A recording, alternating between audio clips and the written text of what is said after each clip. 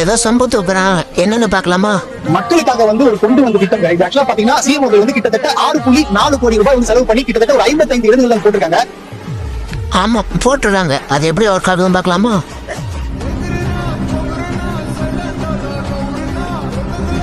நீலகிரி மாவட்டம் உதகை சுற்றுலா தலங்கள் மற்றும் நகர பகுதிகளில் உள்ள குடிநீர் ஏச்சிஎம்கள் செயல்படவில்லை என புகார் எழுந்துள்ளது. குடிநீருக்கான ஏச்சிஎம் இயந்திரங்களில் நாணயத்தை போட்டும் தண்ணீர் வராததால் சுற்றுலா பயணிகள் குடிநீருக்கு தவிக்கும் நிலை ஏற்பட்டுள்ளது. அடா இன்னைக்கு நம்ம நியூஸ் சேனல்ல எல்லாத்தையும் இருந்தானே இன்னைக்கு சிஎம் சிரிச்சுட்டே எனக்கு ஓப்பன் பண்ணாரு. நல்ல விஷயம் அது.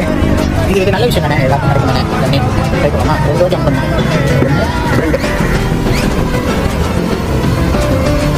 என்ன வரல, தண்ணி வரல. மறுபடியும் ட்ரை பண்ணுவோமா? 1 2 என்னன்னு தெரியல. ஒன்றும் புரியுது. இந்த திட்டம் தப்புன்னு சொல்ல வரல.